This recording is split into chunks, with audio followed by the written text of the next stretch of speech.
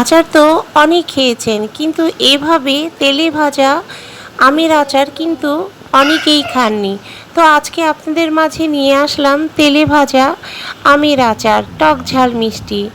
আসসালামু আলাইকুম, welcome to my channel let's cooking আমি ফুডে আপনাদের সবাইকে স্বাগতম জানিয়ে শুরু করছি নতুন একটা রেসিপি, তেলে ভাজা আমের আচার। আশা করি পুরো রেসিপিটাতে সবাই আপনারা সাথেই থাকবেন। তো চলুন দেখে নেওয়া যাক। ফার্স্টে আমি এখানে বড় বড় সাইজের 3টে আম নিয়ে নিয়েছি।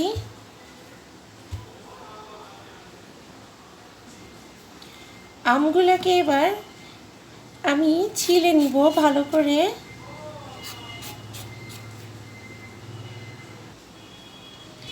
এই আমগুলোকে এবার আমি একটা গ্রেটারের সাহায্যে একদম কুচি কুচি করে কেটে নিব।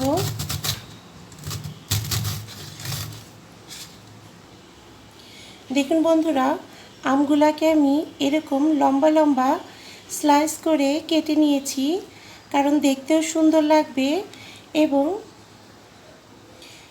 এটা তেল মশলাও খুব সুন্দর ঢুকবে। এখন আমি এগুলাকে ভালো করে চিপে এর পানিটা একদম বের করে ফেলবো। একটা স্ট্রেনারে নিয়ে নিয়েছি যাতে খুব ভালোভাবে পানিগুলা ঝরে যায়। এখানে এবার আমি কিছু মশলা ভেজে নিব। সমস্ত মশলাগুলোকে আমি 1 চা চামচ পরিমাণ দিয়ে নিচ্ছি। এখানে 1 চা চামচ পরিমাণ সর্ষে, 1 চা চামচ পরিমাণ পাঁচফোড়ন, 1 চা চামচ পরিমাণ আস্ত গোটা ধনে, 1 চা চামচ পরিমাণ জিরা এবং কয়েকটা আস্ত শুকনো মরিচ। এই সমস্ত মশলাগুলোকে ভেজে এবার গুঁড়ো করে নিব।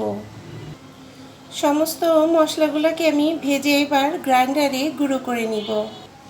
সমস্ত মশলাগুলোকে গুঁড়ো করে নিয়েছি। এখন একটি প্লেটে ঢেলে নিব। মশলাগুলো আমার রেডি হয়ে গেল। এখন একটি পাত্রে 1 কাপ পরিমাণ সরিষার তেল অ্যাড করে দিচ্ছি। তেলটাকে গরম করে এবার আমগুলাকে দিয়ে দিব। এই আচারটা আসলেই কিন্তু পোলাও বলেন, বিরিয়ানি বলেন, সাদা ভাত বলেন, রুটি, পরোটা সব কিছুর সাথে খুবই মজা লাগবে এবং এটাকে সংরক্ষণের জন্য ফ্রিজে রাখা লাগবে না। এমনিতেই আচারটা অনেক সুন্দর থাকবে এবং কোনো প্রকারেই নষ্ট হবে না।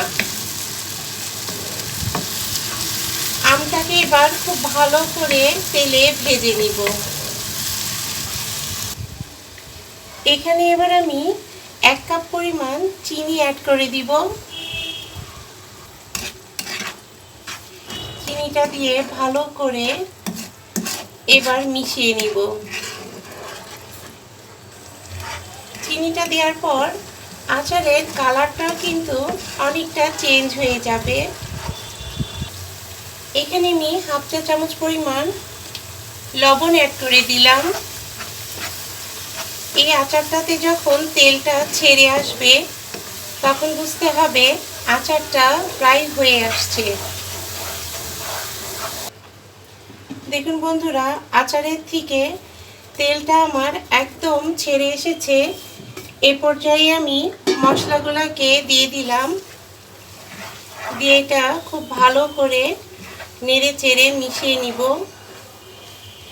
আচারটা কিন্তু আমার হয়ে গিয়েছে। দেখুন বন্ধুরা, কত সুন্দর একটা লুক আসছে এবং অনেক সুন্দর টেস্টও হয়েছে। সো বন্ধুরা, তৈরি হয়ে গেল আমার তেলে ভাজা তেল ঝাড়া মিষ্টি আচার। তো রেসিপিটা ভালো লাগলে অবশ্যই লাইক করবেন, সাবস্ক্রাইব করবেন এবং বেশি বেশি করে কমেন্টস করবেন। আর অবশ্যই জানাবেন কেমন লাগলো রেসিপিটা। তো আজকের মতো এই পর্যায়ে আল্লাহ হাফিজ।